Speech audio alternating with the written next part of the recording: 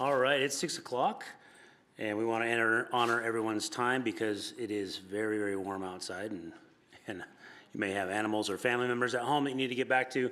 So we want to make sure we spend the time wisely in this 6 to 7 o'clock listening session we have. So before we get started, I want to do some quick introductions of those that are up here on the dais that are here to answer questions for you this evening, as well as those who are joining us in the audience that are here in person this evening as well. So I know it will be a little bit of an inconvenience, but you'll need to come up to the podium and just say your name just so we know who you are. So my name is Wade Behringer. I'm the Deputy Superintendent at Kent School District. I'm Brett Scribner. I'm the Assistant Director of Capital Projects. Kyle Olson, Director of Technology Operations. Dave Buzzard, Executive Director of Operations. All right, so if you could come up and introduce yourself and then go ahead and take a seat back in your spots, that'd be awesome. Whoever wants to go first, it doesn't matter. We're not going in any particular order. Hi, my name is Val Hitch. I'm a parent of a kid in a KSD. Thanks.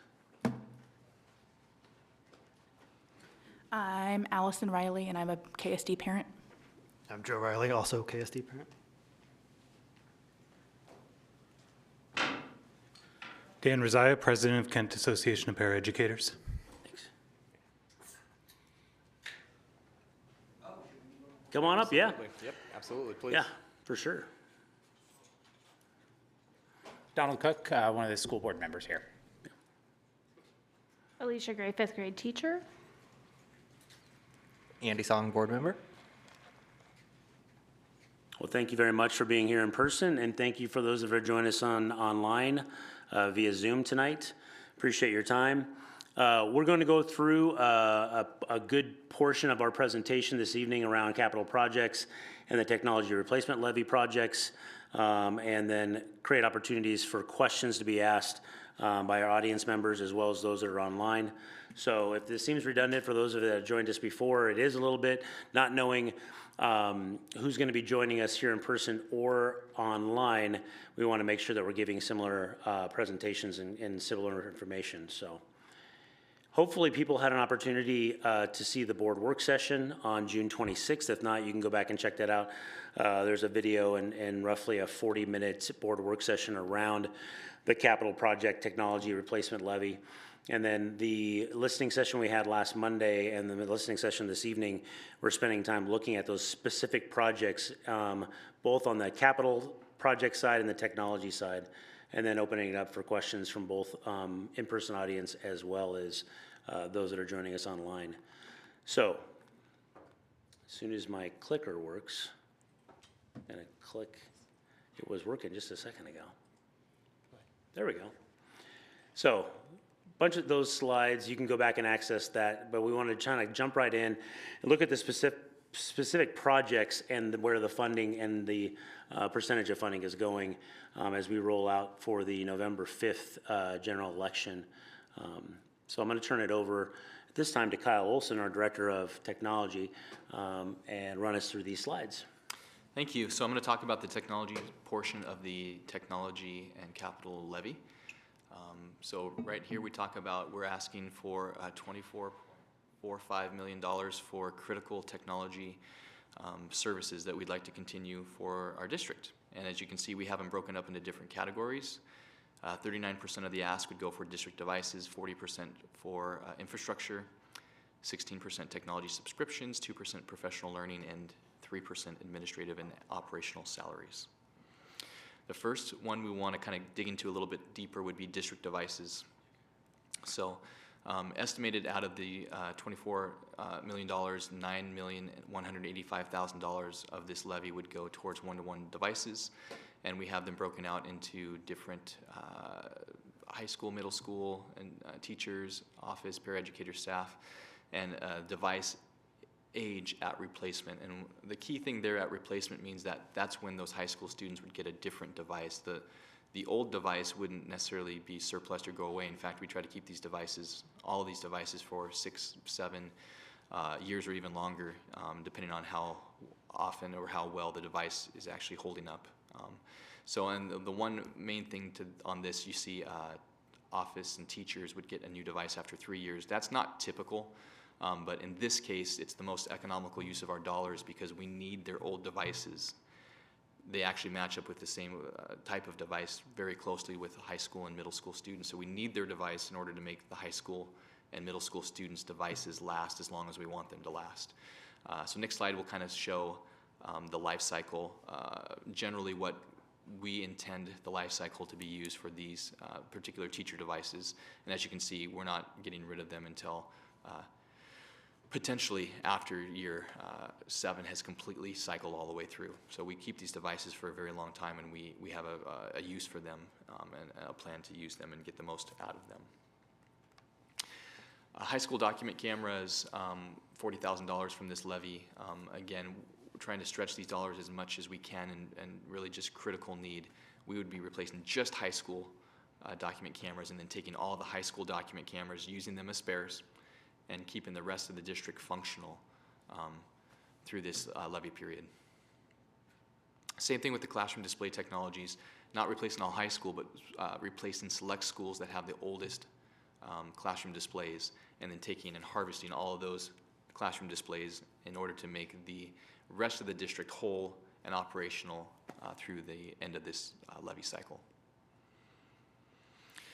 Infrastructure, switches, and wireless access points, $215,000 from the levy, and this would really just to fill in holes and to make our existing system last even longer. So we wouldn't be replacing, we're going to be augmenting and filling in those holes and making it last through the levy cycle. Disaster recovery and business continuity. K-12 is being targeted like crazy for cybersecurity threats. It's a really big deal. And we have cybersecurity insurance requirements. And in order to be able to check all the boxes so we can say yes to all the answers that they want us to say yes to, we need to invest some time and some money. And so this would be $485,000 from the levy in order to be able to do what we need to protect all of our data. And so this right here is really focusing on what do we do if we were breached, and how would we recover. The next slide here talks about preventing us from getting breached to begin with, right? And you really need that two-pronged approach. And so this one's talking about having a service that actually helps to monitor us in real time, 24/7. They typically try to strike when the team is not at work. I'm finding that my team likes to be able to go on vacation or sleep or go home and not work 24/7. So this would help protect us on those off hours as well as when we're in business. District network cabling system, this is a requirement in order to be able to do some of the things that we need to do. This would lay the groundwork inside of our schools, the cabling that's required for clock and intercom system upgrades. One thing to really note on this is it's really stretching our dollars again really far because we're taking advantage of up to 80% funding from the federal E-rate program. So this could be a lot larger cost if we weren't being as careful about planning this work out and doing it in the most cost-effective way. Managed internal broadband service, another service that the federal government says is super important, and it allows us to actually use our internet and services, and so they again would cover this at 80% through the E-rate, up to 80% through the E-rate program. Classroom voice amplifications, again, trying to stretch the dollars as far as we can. Again, just taking 2 schools, replacing their voice amplification systems, harvesting all of the older equipment and using those for replacements for break and fixes through the end of the levy cycle. Intercom systems, we're really looking at this as a safety feature. So we're talking about spending $3,760,000 from the levy to replace intercom systems with most, at least half, if not most, of our systems having major components that we can't purchase anymore from the manufacturer, right? So they're out of warranty, you can't get them anymore. But so we're looking for third-party places, in some cases eBay, for parts, and it's something that is not going to last as much longer, and it is a safety issue. So we're going to spend some money on this one when the levy passes. District UPS system. This, the majority of this, in fact, the whole thing is for our district data center. We have a large UPS that is 17 years old. We get charged extra for support costs, for maintenance costs on this, and there'll be a day coming up very soon where we won't be able to get support. And so this really runs the data center for the servers for the whole district, right? So if that goes down, then the internet stops flowing completely. So this is a critical system that is, to be honest, a little overdue, and so this is why this is on the list. Internet for students at home. At any point, we have roughly 200 hotspots out for students. When we give our students the device, and in a lot of cases, there's not a curriculum for them, a book to give them to take home in some cases, right? It's important that they have internet at home. So we have students that don't have internet at home, and so this is money set aside to help those students. District software subscriptions, this is really the core of the operational subscriptions for the district, from Canvas, which is our learning management platform for high school students, our student information system, our Microsoft licensing, our required SIPA compliant web filter mandated. All of those things we use, our ticketing system to track our repairs. All these things are very critical things that we need in order to make technology work. Professional learning, why have devices if we don't use them in the best way, if our teachers don't know how to teach with them, right? Why have the devices? So we have money set aside to help continue to train our teachers, train our staff on the best use of technology to make the most impact that we can. Administrative and operational salaries, again, when my team fixes things or works on things, we save a whole bunch of money, right, versus hiring someone to come in. So we have money set aside where it's legal, where it's applicable.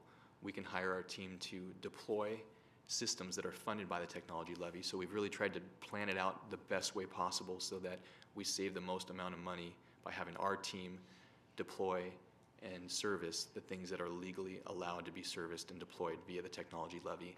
So we've gotten very intentional with this.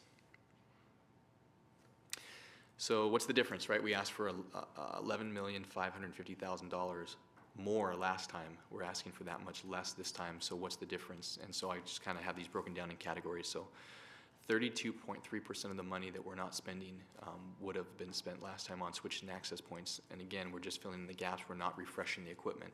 So that's that part of it. Voice amplification system, we're saving 2.6% in that category. One-to-one devices, 32.7%. The next slide is going to say 2.2% on the phone system that we're delaying any type of major upgrade on that. School document cameras, 1%. Classroom displays, 21.9%. And 7.3% less on professional learning opportunities. So by harvesting old equipment, keeping it in storage and warehousing it, we're able to save a lot of money. It's not going to say it's not going to cost us some money on people and time, and it's repair time's taking longer, and we'll talk about that in the next slide. So kind of what's the impact and what's the risk, right? So device speed, we're not updating our wireless access points, our switches across the district this next cycle. So because of that, our devices could begin to notice that they don't transfer speed quite as quickly as they could with the newest technology, right? Device reliability, we're keeping devices well past their warranty. We typically try to do a 4-year replacement warranty on our devices, and because we're talking about pushing them 5, 6, 7 years in the elementary level, when a device breaks, it's a big deal. So repair time will increase. Our team will be dealing with repairing devices and potentially troubleshooting devices down to the component level instead of just putting them in the mail and getting them replaced a little bit. So, repair time will increase as our team gets more busy. Next slide, one-to-one devices. We're talking about buying devices with potentially a little bit lower technical specifications, which could task our secondary students that are doing higher level things like graphic and engineering software. And so we may rely on wired labs, hardwired labs, desktops, a little bit more than doing all of this stuff, particularly on one-to-one laptop devices. And then there's a chance, right, we could run out of devices, right? When we start pushing these devices as long as we can and really trying to say, well, this will last this long, this will last this long, that's a long time. It's an eternity when you go past 4 years in the technology world. So we don't really know for sure, right? But this is our best best plan to try to maximize the technology and maximize the savings to the community. So we are going to do the best we can, and we're going to push these devices as far as we can go. All right, thanks, Kyle. I'm going to turn over to Brett. He's going to walk us through our capital projects, and then we're going to kind of pop back to a couple of the front slides to kind of wrap this piece up before we open it up for questions from our audience. Thank you, Wade, and thank you guys for showing up here in person and both online, taking interest in looking at our presentation here. So for the capital projects side of the levy, we've really whittled it down to critical repairs and health and safety. And I can speak to why these projects are on the list that they are. I had the opportunity to be a part of the bond planning task force back in 2022 going into 2023, and we had nearly $2 billion worth of projects identified as needs and wants through the district. Through this task force, we whittled these down to about $700 million, and from that, we again reevaluated it and brought it down to the $495 million original ask for the 2023 bond. Upon the failure of that bond, we reevaluated the projects again and went back to the community for our 2023 levy for $195 million. And after that failure, we really took another hard look at those projects that were on that list and also community input, and have the list that we're going to present to you tonight, which are the projects that are critical to the building operations and also the health and safety of the occupants within those buildings. So for critical repairs, we have a transportation fueling center that is well out of code compliance at this point. It's an in-ground unit. We need to replace this in-ground unit with a storage tanks that are above ground. It is the most cost-effective way to remedy the issue that we have going on there at the transportation fueling center. Central kitchen emergency generator. This is identified to keep food and other produce from spoiling in the event of a power outage or extended time periods of no power to the building. And I think that kind of goes without saying that we don't want to suffer a loss of food that is paid for and stored here at our administration complex. School roof replacements. We know that when roofs leak, more problems arise, anywhere from damage to insulation, ceiling tiles, framing structures, possibility of growth of mold and other airborne issues and air quality issues, all the way down to flooring and framing structure. So roofs are something we take very seriously. We need to make sure that our buildings and our roofs and our building envelopes stay dry, not only for the health reasons, but also for just the longevity of the structures that we try to care for. For boiler replacements, these are also needs that we have identified for boilers that are running up to their lifespan. Boilers are important because they help run our heating systems, and most of the time throughout our school year, we need to have these systems operational. In fact, we're not allowed to have students in the building or staff if these boilers go out and we can't find a fix. So these are systems that when they go out, they're costly. It takes time to plan the replacement and go out to bid, order the equipment, and have it replaced. There's definitely a timeline involved. Fire alarm replacements are probably, well, they're just as critical as boilers.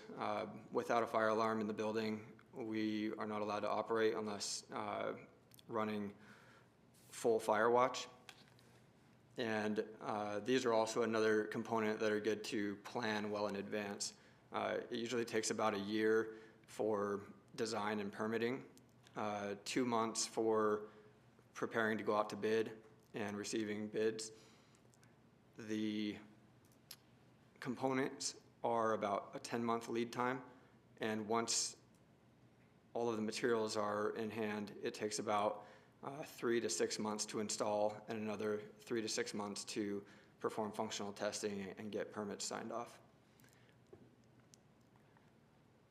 Athletic fields we have for health and safety. I don't know if you guys have driven by Mill Creek when it rains, but that area is notorious for flooding, and that field is right in the flood zone. Now this is an ask on the levy that will be that we'll move forward with if we are able to get the EPA grant that will help us pay for the compensatory storage that's required for the field to go in. And the Kent Ridge High School field is currently not usable. There are areas where the field has settled, the drainage is clogged, so we get puddling and real inconsistent turf where you could chance spraining your ankle or hurting yourself if you're running on that field. Portable roofs and building envelope replacement. We do have portables in this district. There was a question last time we were here about how many portables we have and how many portables are 15 years or older than 15 years. So I wanted to let you guys know that we do have 164 portables at the schools, with 125 being older than 2010. The oldest is actually our capital projects office from 1965, and our newest is from 2016. We have 17 from the 2016 year. So we do try to keep these up, even if they're not being used directly for classroom space. We have many programs that end up in those spaces, and we want to do our best to keep these buildings up because we just don't know what their use will be for going into the future. And I was going to say again, for the Kentwood High School, there's been areas identified from the stucco that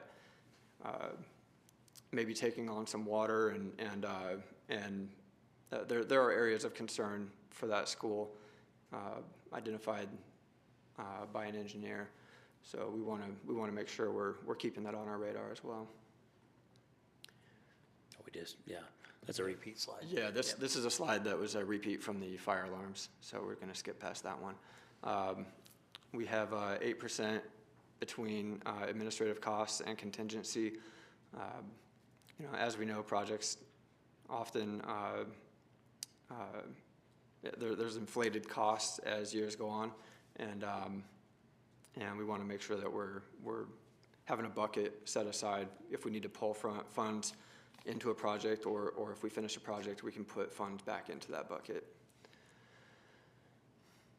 And I'll go ahead and let Wade take this over. Yeah, the next couple slides just really talk about the estimated tax rate. As you can see, going from 192 million, which was the ask in the failed levy of April of 24, and then reducing it by roughly just shy of half, a little less than $100 million reduction. We're looking at a difference at 72 cents per thousand versus roughly a $1.35, $1.36 per thousand. And then we have the levy amounts that we would be asking our taxpayers for, roughly 32 million and some change, up to 33 million in the calendar year 26. So that looks, so when people are doing math and they're figuring things out, again, we have a tool on our website that people can go in and type in their address, and it'll spit out exactly what that would do for, or how the impact would have on their taxes. And this kind of shares that decrease from the 23, which is the 353 now, down to 292. And it shows the decrease in the projected tax bill as well. This is for an estimated $600,000 home. That's the median home price in Kent. So I know there's a lot of people that that are impacted by that. And we've got, this is our combined tax rate. This shows our current EPO levy that we appreciate was passed by our taxpayers in November of 2023. That's in the blue. Then we have our projected debt service rate, which is in the orange, and then the projected capital tech levy, which is in the gray, noted there. And then this just shows you again, 32.2, 32.6, and $33 million going across in the middle there. What I'd like to do, I would like to run back to the front slides here just really quickly, because I should have set this up a little bit better as we talked about this right here. So it's a 3-year levy that we're going back out. It's a replacement levy, $97.8 million. Both Kyle and Brett shared their projection project amounts for technology and capital. One thing that we need to remember about levies, and this is something we continue to share, there's a difference between levies and bonds. Levies really are for projects that are emergent, things that pop up that we have to address. So we know we have a list of all of our facilities. We use the state study and survey done by architects as well as our maintenance and facilities teams who are on our sites almost daily. And we have a list of when things were installed.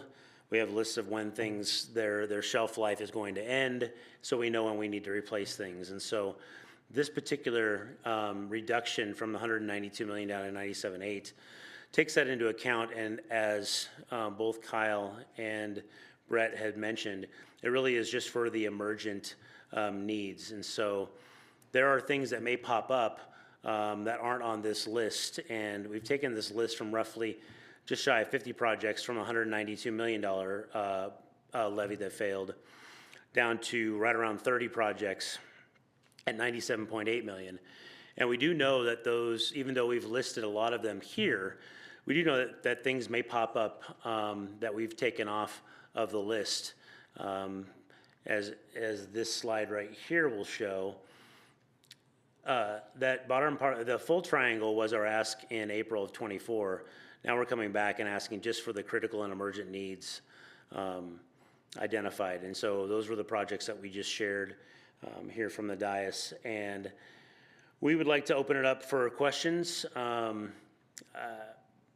Anything from the audience, anything from, we've got a lot of questions online already, so there's several of them. I could run through some of those, or we can take questions from the audience. How about we start from those that are here in person? We'll do a couple of those, and then we'll jump to the questions online. So go ahead and raise your hand and just come up to the podium. Yeah, Allison. Hello, I'm Allison Riley. I have a question based off of last week and then looking at stuff again this week. So if approved, levy money will only be allocated to the district 2 times a year at about $16 million each time. Based on statements last week, while the whole capital portion has been deemed emergency items, fire systems and roofs have been pushed well past their point of being able to be usable. So how will the public see those, or will the public see those safety projects given top priority with our tax dollars, and how has the capital team been prioritizing projects while also needing to balance the needs of sharing this finance, the capital levy and the tech levy, the money portion with tech, sorry. Do you have prospective timelines for the various projects in the levy? Which projects will need to wait for the full 3 years to be completed? And I'm not asking this only out of concern for the projects and how they're prioritized, but again, you just stated again, Dr. Behringer, that levy projects aren't promises. So how are these safety things that are being communicated very clearly to us going to be prioritized and making sure these are happening, balancing all these various needs? Great question. We have several people that can answer that. I'm going to just answer part of that. To the point of when we when we go out to our taxpayers and we ask for, like you said, roughly $16 million twice a year, and the $32 million a year, we already have so that $32.2 million is already broken out in percentage for technology and for capital. So it's not that, let's say the first year, it's not 100% capital based on emergency types of things we need to do. Technology will get their percentage, and they will use that according to the priority that they need, and then capital will get their amount of that $32 million, and they will have that prioritized as well. So each year we collect those funds from our taxpayers, we have that next set of projects that are in line to be able to handle that based on the emergent or critical needs that have been identified through either the state study and survey or by our teams and the needs. And so I'll hand it off to, all three of you can answer any of those questions. Yeah, as far as the capital projects go, because we have the limited amount of money that comes in within each, I guess it'd be semi-annually, what we would do is we would take our project list. There's not a whole lot of projects on there compared to what we've been doing these last few years, but we would go right into design for the fire alarms and for the boilers, because those are the ones that take, like I said, it's about a year in design for a boiler, about a year in design for fire alarm. However, it's about another year for materials to come in after it's bid. So what we would do is we would immediately go into design, and we would start prioritizing those projects within their immediate need. Now, a lot of these are identified at end of life. Now, that doesn't mean that something couldn't happen, where we have an immediate failure, and we kind of need to jump on that one right away. And then at that point, maybe design from another project would hold, and we would put forth the effort to get that one system back online. So, sorry, can I just ask one question on that? So if this process is so long, and are you waiting to start that process till these levy dollars come in? Like in November, we're waiting to see if the public says yes, and because like the fire alarm systems are still not going to work whether there's a yes or a no in the fall. So are we starting that design process now for these schools that have been identified for potential 24/7 fire watch, or are we just holding on? At this point, we're just holding on to see if we get a yes vote. Okay. Now if this levy is voted down, then there's certainly some reevaluations that we'll need to make with the board and with other district staff, the maintenance team, to figure out which is most emergent. Because, for instance, we had Meadow Ridge fire alarm on our list initially, but that system has since failed completely. So we went ahead and pushed design last year when we knew it was on its last leg, and we're actually going out to bid. We advertised to bid this week because design is finished. We are advertising to bid this week. We're going out to bid on the 24th, and we'll receive numbers on the 8th. And that's also that we can perform the work by next June. Okay. And I'll just jump on with that one as well too. So that we still do have an active 2018 levy. So those dollars are still there. If something comes up that is emergent, whether this levy fails or passes, we will take that emergent need and come to the board and ask to have that project added to the list that's not on the list. And then we do our best to say, we're gonna have to wait for the cost because we have to go and design it, we have to bid it, we'll figure out what that cost is. And then I know the community always wants, which project are you gonna take off the list to put this one on?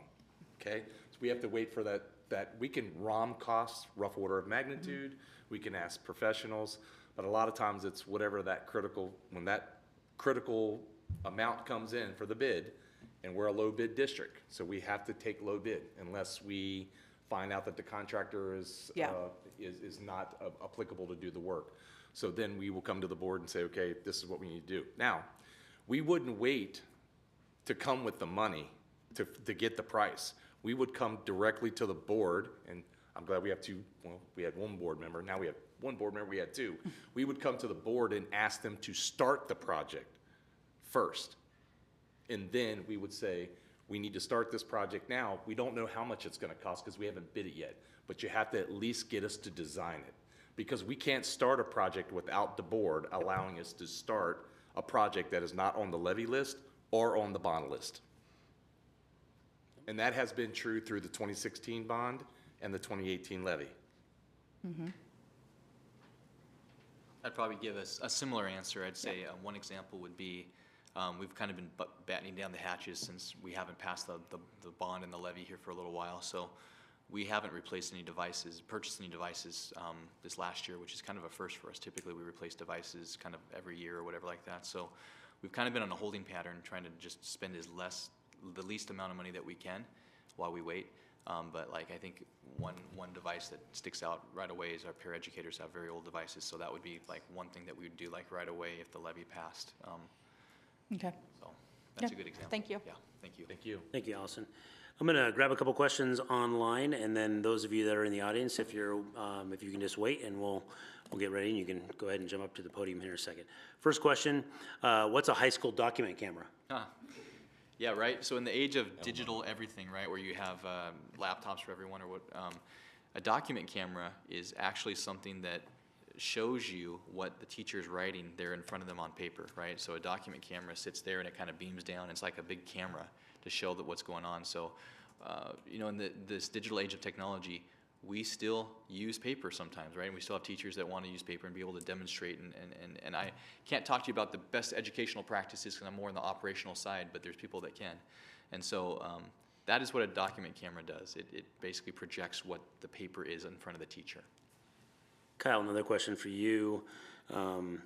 Is the district actually following up with overdue fees from students regarding missing chargers, laptops, broken laptops, overdue lunch fees? There's a lot of pieces in that, but for you to speak to the technology piece of that. Yeah, so we're going to be going before the board here in August. We have a fines and fee schedule, I think, that comes out every year, and we're going to be asking the board to allow us to reintroduce the fee schedule and the fine schedule for technology devices if something is lost. If a kid loses their charger or whatever like that. And so we'll have a graduating price for it. We'll have an optional, we'll call it assurance plan, so that you can kind of safeguard yourself against any type of high cost or whatever, but in that there'll be escalating charges based off of free and reduced lunch rates for our students, right? So we're really trying to balance the equity piece, but also have some accountability for our community as well. A couple other questions. Why is HVAC/air conditioning a lower priority than turf fields? Our buildings and classrooms are roasting in late August, September, and again in June. Anyone want to take that? I suppose I could speak to that. We do, our custodial staff does a great job of managing their building, and we've noticed the trend for some of the custodians out there is to set their HVAC system up in the morning to pull in more outside air, kind of like you would in your house. You want to open your windows in the morning, get that cool air circulating through, and then close it all down, close the blinds, try and do what you can with the air that's moving through. Now, we do have state regulations for how much air we must move through the building. So obviously it does heat up a little bit throughout the day. But air conditioning is just not a top priority when it comes down to just keeping our buildings operational. We would love to be able to put air conditioning in, and we would love to be able to say, hey, pass this levy so we can all get air conditioning at every site. But the reality is we're going to have these other identified systems that are critical to building operations fail, and then we'd have to pull that money and put it towards those systems at that time. So we're just trying to be upfront with the projects that we see coming, and we want to notify the public of what it is our buildings need to keep them operational. Dave or Brett, could you maybe remind the public of how much it costs to replace a HVAC system in a elementary school versus a middle school versus a high school? Yeah, first of all, I want to jump back onto what Brett was saying, because I think the question was, what's more important, a turf field versus AC? I look at it as at a couple different venues, and I try to keep an open mind about this. The public is absolutely right. There are sweltering weeks, and I'm talking maybe 1 or 2 weeks, and again, it all depends what Mother Nature wants to do, whether at the end of June or at the beginning of school. Those are limited weeks, and it's been like that, and it keeps on increasing, and we understand that. So to spend back $6 million for a AC system that is going to be used for about maybe 5 to 6 weeks out of the year for those temperatures, either at the end of school or at the beginning of school, for that area, versus what it's like for Mill Creek not to have any field at all to be able to use all year long, then I think that that's where we have to, as a community and as a district, on 6 weeks of, okay, it's warm, or a whole year of not being able to use a field. And that's where we are with the Mill Creek and the Kent Ridge. Not anything else, just Mill Creek and Kent Ridge. They're the only 2 schools that right now, they cannot use their fields mostly through the year. So I hope I answered that question online as best as I could, but Dr. Behringer, it's about $6 million. We were getting these systems put in 20, 21, and 22 for about $4 million. They have just seriously increased over time, about 25 to 30% cost. So the last one we put in was about $5.5 million from design to final installation and commissioning. Thanks. Yep, question, sure. Come on up. Oh, Yep. absolutely. How many schools actually have air conditioning? I was going to ask that question. I don't have that right now in front of me, but I will have that, and I will send that out, and we'll make sure that that gets on the webpage. Great Let me question. come back to that. I might be able to find that out in the next few minutes. Back to the turf piece, it says, a question here. I've heard multiple safety concerns regarding turf causing injuries or increasing injuries. Why make fields look better at the schools when we have other key priorities? I think Dave kind of answered that a little bit. Like, we've really narrowed down the turf field ask to those 2 that we believe to be safety concerns. And again, I think kids can get injured on grass fields, they can get injured on cinder tracks, they can get injured on rubberized tracks, they can get injured on synthetic turf fields. We hope that as our coaches and our athletic directors are working with our kids and our community that uses the spaces as well, works with safety on how to utilize those spaces. But again, I think injuries can occur almost anywhere. And we do consider those 2 fields a priority, as we kind of just stated a little bit earlier. Another question, when do we anticipate boiler, roof, fire system projects to be completed? I think we've kind of a little bit answered this one. Do we still have remaining funds from previous levies that we can be using as well? So I think Dave alluded to this a little bit earlier, and Brett alluded to the fact that, you know, going through the design process and then the bid process and then the scope of the work process, and everything takes time. I think Brett spelled it out pretty nicely about the fire system being roughly 2 years and boiler system being roughly a full year from design to install and go, something like that. Is that right? I don't want to misspeak. Yeah, it's actually a little bit longer than that. Okay. It's, you know, boilers, we've seen lead times improve quite a bit over the last year, but there was a few years there, just coming out of COVID, where everything was just on a massive delay, and it's not back to normal yet, but it's a little bit better than it was. I think we have about a 6 to 8 month lead time on equipment for HVAC systems. And we do still have remaining funds from the current 2016 levy. As we're exhausting those projects, things may pop up, you know, at any time that we would then come back to the board and ask to make adjustments and add a project to those current levies. Let me jump back to AC. I found it. Okay. So Great. right now we have, out of 46, we have 23 buildings that have 50%. So that's about 50% of our buildings. 23 have AC. 6 of them do not have any at all, and 17 of them have some. So take like Grass Lake, all Grass Lake, Sioux Creek, Park Orchard, all the ones that we did, the 9 multipurpose rooms on the bond. Some of those schools do not have AC, but the multipurpose room does. So that's where that comparability is. Question, yeah. One of the things that I see, both for myself and on like community discussion boards and such, is I think people are really wanting to understand with the synthetic turf what kind of synthetic turf, because there's been excellent reporting from KUOW and other news outlets about the environmental impacts and even possible carcinogen impacts of some of the types of synthetic turf out there. I really feel that on that issue, having some clarity over which ones, and I know Seattle School District already replaced all their recycled tire filler because it's an ingredient in tires that they had originally used. They've switched to something else.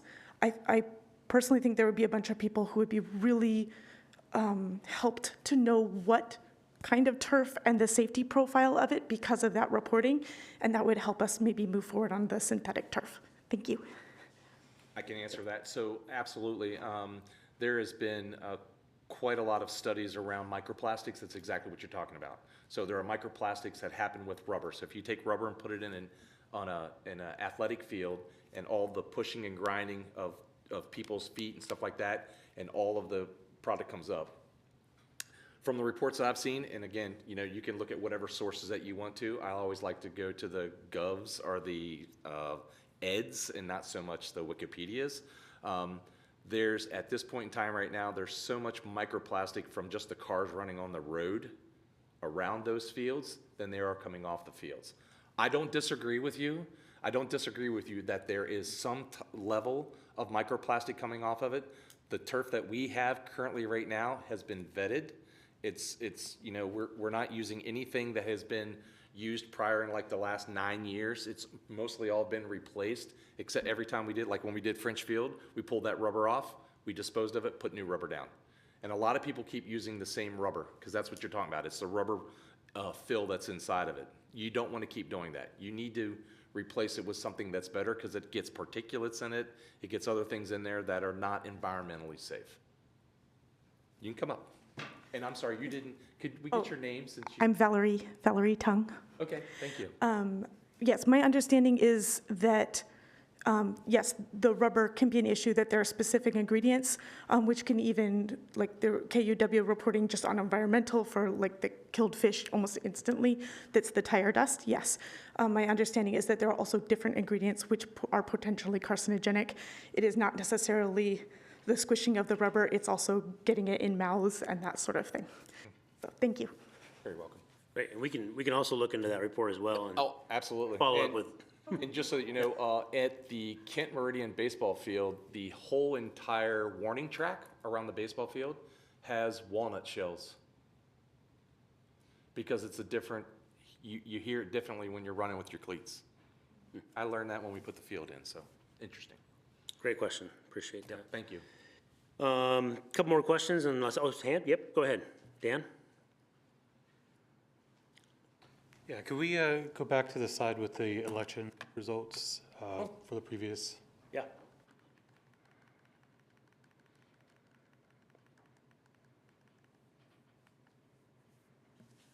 All right, so looking at this, I'm a big numbers and trends guy. Like obviously, the turnout in November 2016, that was a memorable election year and whatnot. So we can see where these are.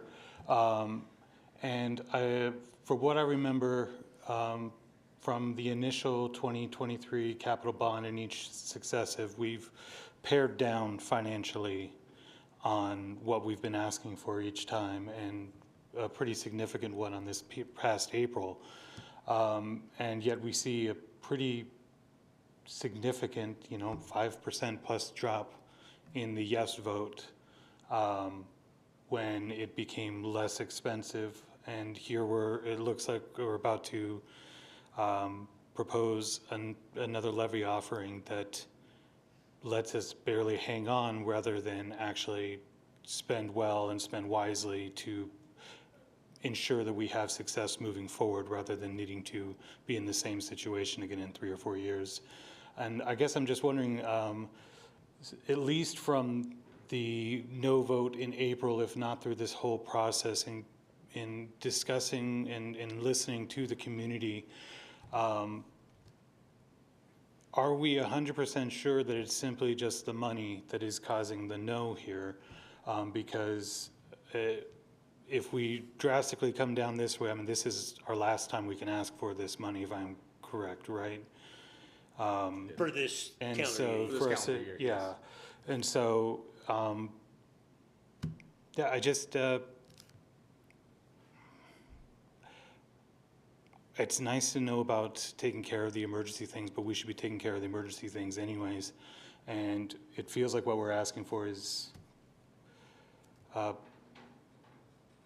pretty, it feels like a sad amount for the work that we're gonna have to do to get a yes when the pressure's on. And I just wanna know what did you all learn from the community? Is it just about the money?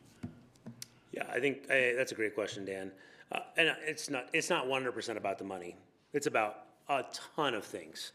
I think taxes was a big thing. And here's some of the survey results that we shared as far as the top 4 pieces, like the increasing of taxes. So our how Kent works in our voters, we have when we look at our heat maps after we're done going through an election, we look at where we have favorable voters. And a majority of our favorable voters are on the East Hill and in the Valley. There's a very positive vote from our East Hill and Valley. Once we start moving further east into Covington and out through Fairwood, that changes. But then again, the demographic changes. The single-family housing is much different than it is on the East Hill and in the Valley, where we serve multi-family housing units. And so, but we also, one of those things too is that our transient and mobile population is in the Valley and the East Hill as well. But our more stable community members, for the most part, not all, are out in the east, heading out towards Covington, out towards Fairwood. And a majority of our voters are over 55 years old. In fact, over 66% of our voters in this last election were 55 and older, and a majority of those were 62 and older. And so you've got potentially a majority of our voters being voters that may not have kids in schools now. They may be on fixed incomes. They may be more impacted by property tax impacts if they're homeowners. There's a lot more single-family homes as you move east than there are in Kent, East Hill, and in the Valley. And so there's a lot of impacts. So when we hear from our community, one of the big things we hear is the impact on taxes and the fact that Kent and Covington have been hit hard with property taxes these last few years, a ton. So now we just started to see things drop. This last property tax that came through has just dropped down a little bit, and people are starting to be like, well, that's a little bit more like it, but it's still not where I need it to be. And so hearing from people in the community, that's what we're hearing, that the taxes have an impact on that. Now, we know that's not the only thing. We know that there's concerns about the district. We've heard the lack of trust or transparency in those pieces. So we're not saying that that's not there as well. But what we're hearing from a lot of our voters are the tax piece. Then we're also hearing about the projects. People were upset. They wanted to know who was getting projects, where were the projects going to be done at, how much were we spending. And so, again, levies aren't usually something we come out and give specific projects on and dollar amounts on. Yeah. But because that was part of the feedback that we heard from our community, we decided to switch up and start to give more specific projects, places, and costs in those buckets. Come on up. So you got to follow up to that? Yeah, and just so you know, stay at the podium until the question is answered. If you have a follow-up, just stay there. Yep. Thank you. Okay. So I want to touch back here on our friends east of East Hill, of which I am one of them. And if we're looking at this, and we do have, obviously there are more single-family homes, especially when we get to the Covington side,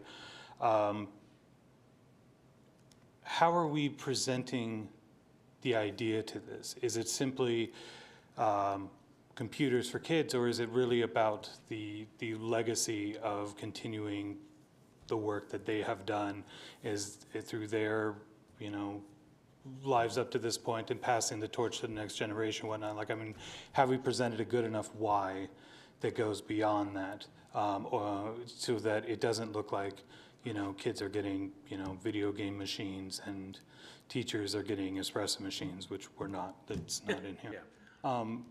And also, I mean, I guess it's just a concern, like if we're looking at the areas like Fairwood is well represented, but Covington right now has a board member who is not able to be those people's representatives when it comes time to negotiate with any of the labor partners. And so my neighbors do not have the voice that I have because of my position, even though they're all equally concerned for, what's going on in the schools, including those who have grown children and grandchildren in other areas. They still care about the Kent School District that they went to and graduated from.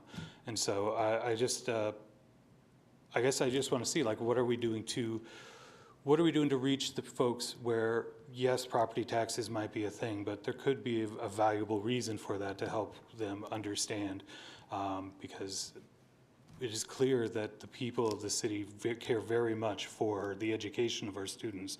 We have seen them stand for the students. We've seen them stand for the educators. And so, if we can present this in a way that really touches on the heart of making sure, they want to know their money's going to be well spent. They want to see that we're going to be taking care of it and using it in a respectful stewardship manner.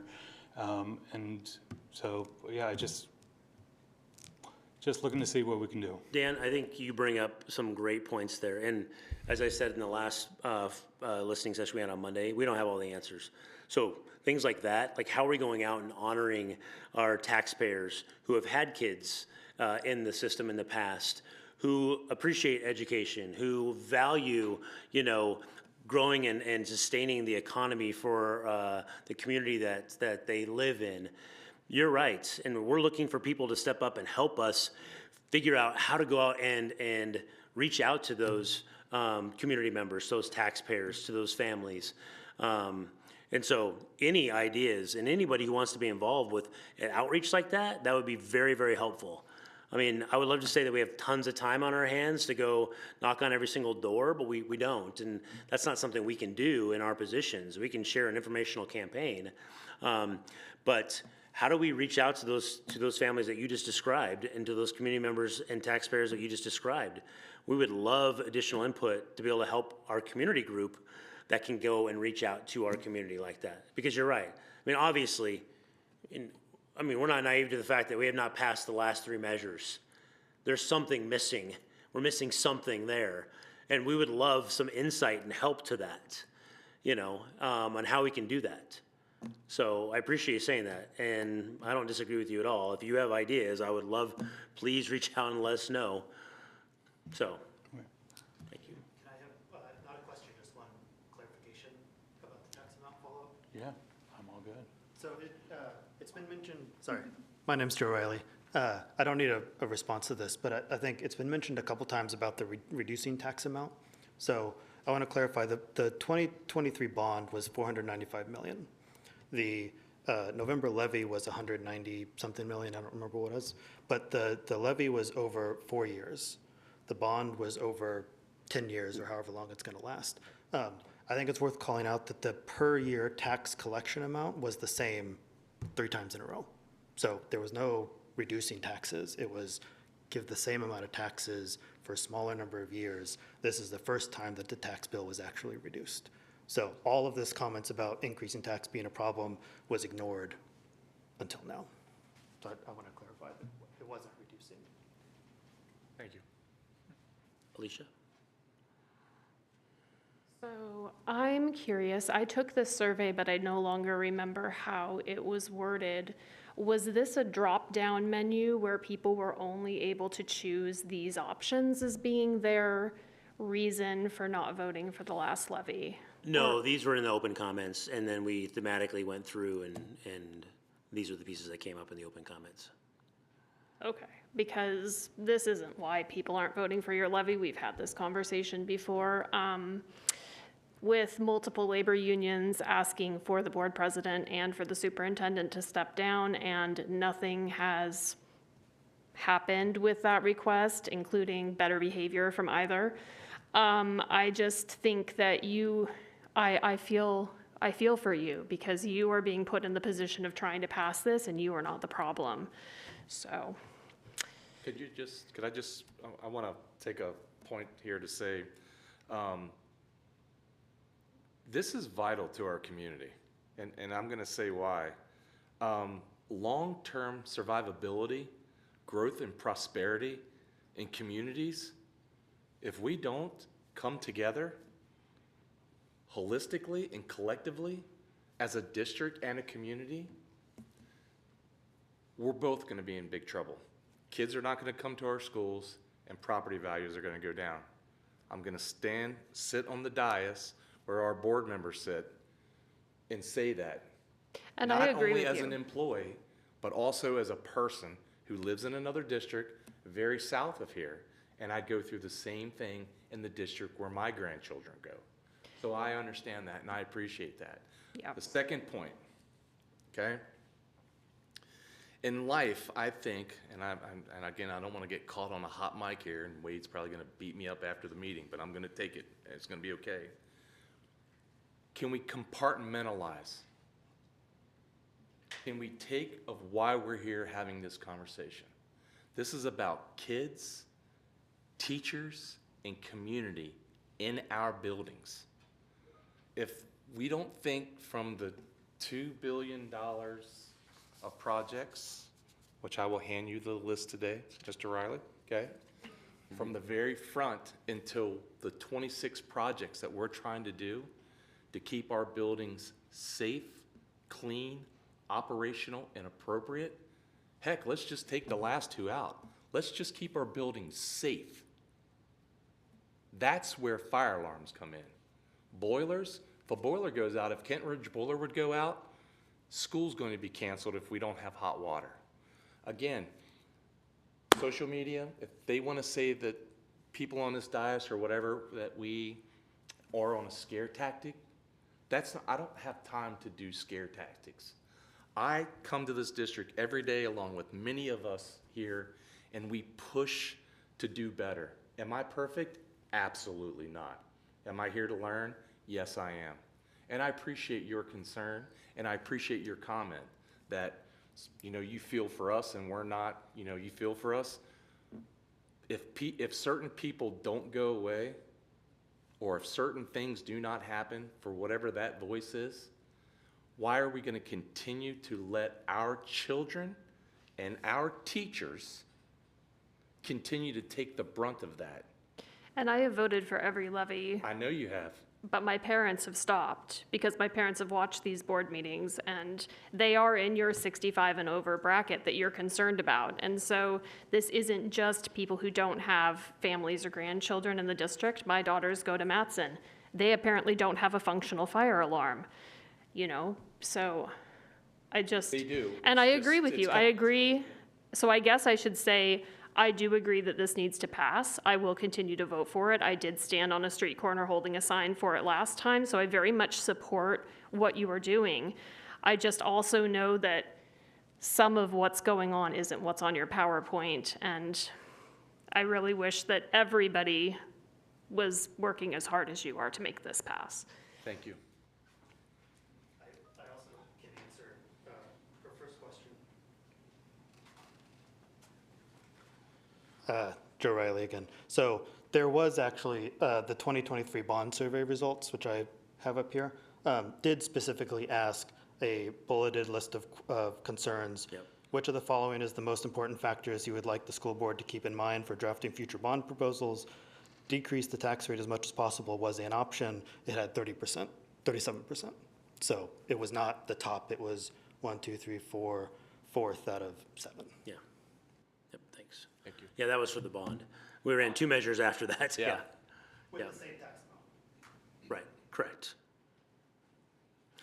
All right, we got some questions online. Did I see a hand? Yep, go ahead, jump up here. I'm gonna talk On this, like surveys are kind of something I do at work.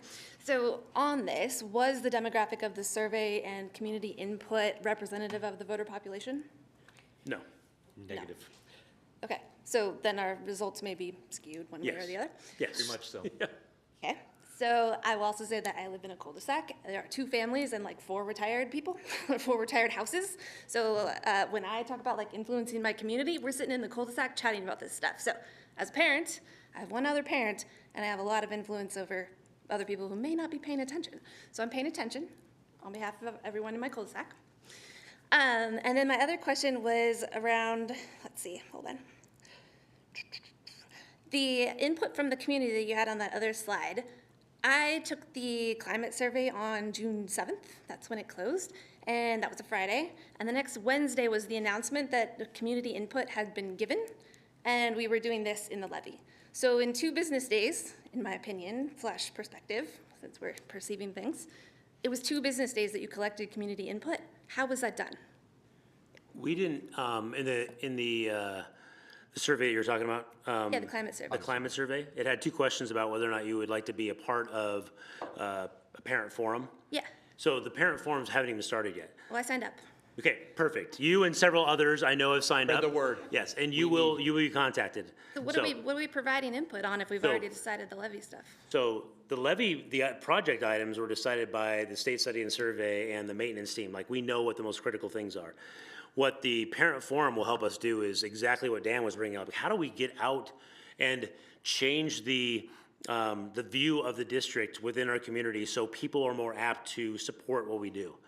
That's what that is. Like, we need boots on the ground of people that have connections to people in our cul-de-sacs, who are related to people, that are out there talking to people that are in various civic groups or at church or things like that, that can hear what's going on so we can do something different. You know, it's like we keep trying to do just a little tweak here and there every year. And obviously, you know, these last 3 measures we've run amok. And so we need more voices to help us switch our entire, strategy. And so that's what that parent forum is going to be for. Like, boots on the ground, help us do something differently. That's what that's going to be. I think this is a great start, like having this conversation. I just wish we'd had it more in advance and the feedback was listened to and input into the levy, not the PR of the levy. So that's my kind of thought process on that. Like, No. I think the community wants to be heard and wants to see that you're hearing them. You collectively, everyone who sits on this dais ever. So. I hear you. Thank you. Thank you. I just have one quick question. So we know that both Renton and Auburn have passed levies much larger and bonds as well. In Auburn's case, close to 500 million, which they're a smaller district than us, and so is Renton. Renton recently passed a $700 million bond. I don't believe that we are much different from demographic-wise from either of those districts. Have we reached out to both of those districts to find out how they got theirs done and what we can do to emulate that? Thank you. Yeah, so I won't speak for Faith because she runs our communication and public affairs, but I know that from my perspective, since I've come here, I was hired because, I am here because of the 2016 bond. I was hired as a project manager, so I'm very grateful of that bond being passed, or I wouldn't be here. So what I try to do is I try to reach out to other operational people in other districts and find out exactly what are you doing. Scott with North Shore is probably one of my biggest outreach people, and Brady with Puyallup. And I try to ask them, how did you do it? What did you do? You know, how do you get people involved? And, you know, he came up with a lot of good points. He's like, how strong is your PTA? How many times are you doing forums? Are you going into the schools? Are you talking to teachers? Are you doing? So again, we've taken a lot of this, and I've shared this with Wade as well too. Every time I get some information, we sit in a meeting every week and talk about levies and bonds. So yes, we are reaching out to other districts to find out exactly how that is done. I do want to go back to that demographic though. I'd be surprised about the demographic for Renton if that's the case. But again, I think it's home ownership. I think there's a lot of it. And I think we really need to get into that. But a strong voice from our community, strong voice to come and help and let us know what we need to do better. That's what we all want. So thank you. And I think it was asked the listening session, and I kind of committed myself to this and didn't commit anyone else. But there was an ask of, can we do more just community listening sessions? You know, this happens to be about the levies, but there's obviously other things that we can create opportunities for community members to come in. And then figuring out a better way to publicize it and getting out there so more people feel like they have access to that. That's something that I want to commit to moving forward. Because you're right, this is the last week, this week, when we did the bond task force, we met several times with a very large group, and then we went into the boundary change work. We spent many times out in the community listening. And again, not everyone is going to be happy, but to most of your points in here this evening, people want to know you're listening. People want to know that you're showing up, and they're not always going to expect that you're going to walk away and go, well, we're going to do exactly what you told us to do. But the fact is that we're in that space and we're listening, we're engaging, we are, you know, understanding to what we can understand, because again, we're not in your particular shoes, and I think that's important. And I think just more open lines of communication with our community, something we'll continue to do better at starting last week and moving forward. So I appreciate that. We have some more questions. I want to make sure I get to all the questions online here really quick, so they might go pretty quick. We're past time. If you have to leave, I completely understand. So I'm going to kind of rattle these off and you guys be ready to answer. Can portables be moved from schools not using them to other buildings more in need? So I think what she's saying is, can we move portables from one building to another building if they're needed somewhere else? Yes, they can. Moving a portable that has already been purchased has to come out of general fund money. It cannot be used, capital dollars, whether it's a levy or bond, cannot use a already purchased portable from one building to another. And the cost to move one portable and hook it back up costs how much? I'm gonna say somewhere between 50 and 80 grand, depending on whether you have power, data, and you have a place for it. And then permitting. We cannot remove any more portables to Mill Creek, I will tell you that, because it takes a hydrostatic pressure, it takes biotechnical, you don't want to know how that, so. Thank you. Question, why does the district office have air conditioning if students and staff in some of our schools don't? The building was built with AC on it. I want to think that it was built that way. Some of our schools, again, you know, we live in the Pacific Northwest. I mean, if you've been around this area, I was born here. So if you were around this area for the last 58 years, I mean, who would have thought that you would want air conditioning in your building when we were building these buildings, especially when Fred Long was building them back in 2007, 3 or 4 at a time. So yes. Again, you know, it is, they're absolutely right. Do we want to put AC in every building? Absolutely. Is my goal to put AC in every building? And I think that's Brett's goal too. We want children to be comfortable in buildings. We want students and staff and community to be comfortable in our buildings. But there is a way to be able to do that. You know, like Brett said, you know, most of our custodians are very good. They come in early in the mornings, they bring in that cool air, shut the windows, shut the blinds, take it in there. When you start opening up windows and doors and everything else, it brings a hot air in, and that's how it works, but yes. Next question, is anyone worried about global warming and the fact that in a few years an HVAC will cost more, it will be needed, and it'll be needed for more than a few weeks? I think to your point you made a little bit earlier, is that, and just what you just made now, we definitely see that. We definitely see that it's getting warmer. It is. There's no doubt about that. It is a goal to have AC in every single building. There's no doubt about that. Is it considered a emergent, absolute critical need over some of these other items? No, it is not right now, because we do have air moving through our buildings and things like that, and we do have other strategies that we use to cool things down. Now, is it something that we are working towards? Absolutely. And also with that is like, why would we put air conditioning in a building that we would not want? I think it's time to start replacing buildings. There's a graph that's been up here on this, especially on this one, on different ones, and I can send it out if anybody wants it. Shows you exactly when every single building was built and where they end up at. So there's a lot of our buildings that, yes, should they have air conditioning? Yes, they should. Do we want to take the building down at ground level and start over again? Absolutely. There's several of them like that. All right, I'm gonna read everything just because last time I skipped over one and I didn't read it, and I heard about that, so. I'm not sure where this one goes to because it was made at 6:50, and I can't remember what the conversation was at that particular time, but this person said, yes, I agree with the last comment. I'm not sure and understand why people are voting no. And then, next one, truthfully, the community members I've talked to, who I've talked with aren't voting yes because they're dissatisfied with our superintendent and board members and don't trust them. They don't feel seen or heard by the leadership and the board. Also not having a firm list, worrying that this list could be changed by a simple vote of the board members, thus the lack of voting yes. Switch up the superintendent and the board and increase communication, and maybe more people will vote yes. Hi, I think for this question and answer session, much appreciated. I think a lot of the resistance against the past levies has been due to the fact that property taxes have risen over 40% over the last 5 years. My tax bill went from $7,500 in 2019 to over $11,500 this year. My question is, why cannot these increases be used for the school district?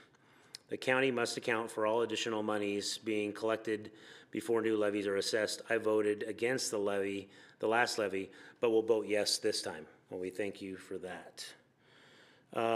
Next question or comment. Thank you for paring down the list of critical issues. This is helpful to clearly see the top priorities and how long these systems have been in need. Next one, create a citizens committee that is part of the discussion on priorities of levy funds. That we've already talked about that.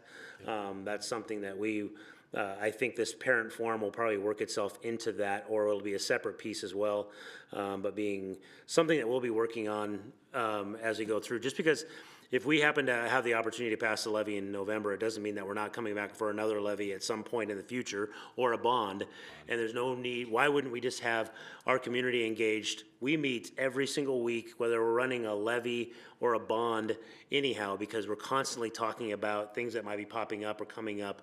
We're strategizing around things, so why not have a community group and voice that helps us work through those times as well? I think that's a great suggestion. It was suggested before. We can definitely move in that direction.